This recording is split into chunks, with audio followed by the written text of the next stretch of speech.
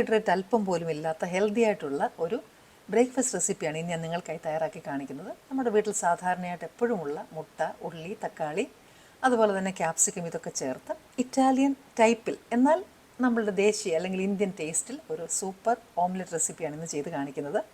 അപ്പോൾ എൻ്റെ കൂട്ടുകാർക്കെല്ലാം miss ചാൻഡീസ് food നോട്ട്സിൻ്റെ മറ്റൊരു എപ്പിസോഡിലേക്ക് സ്നേഹപൂർവ്വം സ്വാഗതം. ഇതുവരെയും നിങ്ങൾ ഈ ചാനൽ സബ്സ്ക്രൈബ് ചെയ്തില്ല എങ്കിൽ സബ്സ്ക്രൈബ് ബട്ടൺ ഇപ്പോൾ പ്രസ് ചെയ്യാനും അപ്പോൾ വരുന്ന ബെല്ലൈക്കണും പ്രസ് ചെയ്തതിന് ശേഷം ഓൾ എന്നുള്ള സെലക്ഷൻ ഓപ്റ്റ് ചെയ്താൽ ഞാനിടുന്ന വീഡിയോസിൻ്റെ നോട്ടിഫിക്കേഷൻസ് എല്ലാം നിങ്ങൾക്ക് കിട്ടും.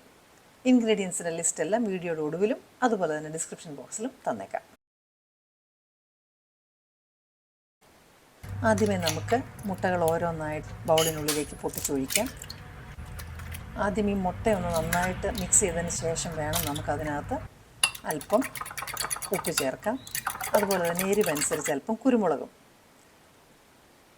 ഇതിനകത്തേക്കൊന്ന് ലൂസാക്കാനായിട്ട് നമ്മൾ അല്പം പാലൂടെ ചേർക്കുന്നുണ്ട്.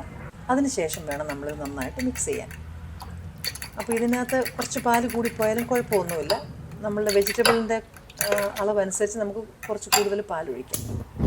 ഇനി നമുക്കൊരു കട്ടിയുള്ള ഒരു ബേസുള്ള പാൻ വെച്ചു. അതിലേക്ക് നിങ്ങൾ ഏതെണ്ണയാണോ ഉപയോഗിക്കുന്നത് അത് ഉപയോഗിക്കാം. ഞാനിപ്പോൾ ഒലിവ് ഓയിലാണ് ഒഴിച്ചത്.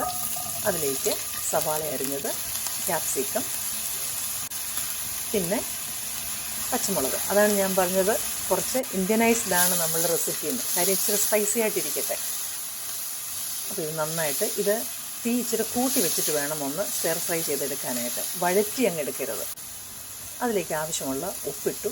എന്നിട്ട് ഒന്നുകൂടെ ഇളക്കി ഒന്ന് സ്റ്റിർ ഫ്രൈ പോലെ തന്നെ ചെയ്തെടുക്കണം. അതിലേക്ക് ബട്ടറാണ് ഇട്ടത്.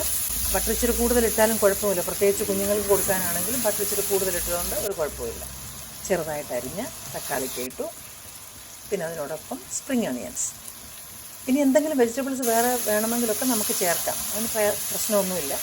ഇനി ഇതും ആ ഹൈ ഹീറ്റിൽ തന്നെയാണ് ഞാനിപ്പോൾ ഒന്ന് ഇളക്കി കൊടുത്തുകൊണ്ടിരിക്കുന്നത്. നന്നായിട്ടൊന്ന് ഒരുവിധം ഒന്ന് റോസ്റ്റ് ആവട്ടെ.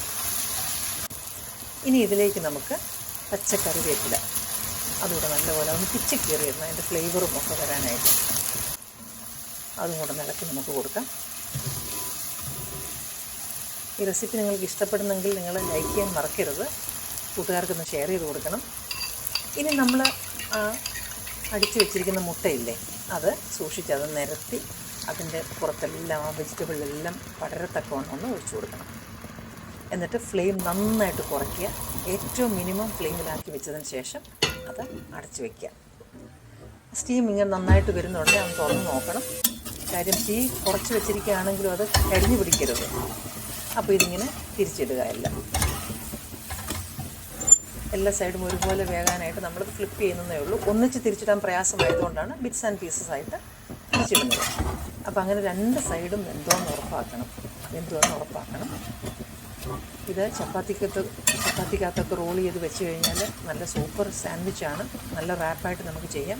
കുട്ടികൾക്ക് സ്കൂളിൽ കൊടുത്തു വിടാം. വെയിറ്റ് ലോസ് ചെയ്യുന്നവർക്ക് ഇത് മാത്രമായിട്ട് കഴിക്കാം. അപ്പോൾ നമ്മുടെ ഓംലെറ്റ് ഇപ്പോൾ റെഡിയാണ്. അപ്പോൾ നിങ്ങളിന്ന് ഇങ്ങനെ തന്നെ ഒന്ന് ട്രൈ ചെയ്ത് നോക്കുക. നിങ്ങൾക്ക് ഇഷ്ടപ്പെട്ടുവെങ്കിൽ സബ്സ്ക്രൈബ് ചെയ്യാനും അതുപോലെ തന്നെ നിങ്ങളുടെ കമൻറ്റ്സ് പോസ്റ്റ് ചെയ്യാനും മറക്കരുത്. ഇനി നിങ്ങൾക്ക് ഇഷ്ടപ്പെടുന്ന മറ്റു നല്ലൊരു റെസിപ്പിയുമായിട്ട് വീണ്ടും ഞാൻ എത്തും. Till then I M signing off and you stay safe.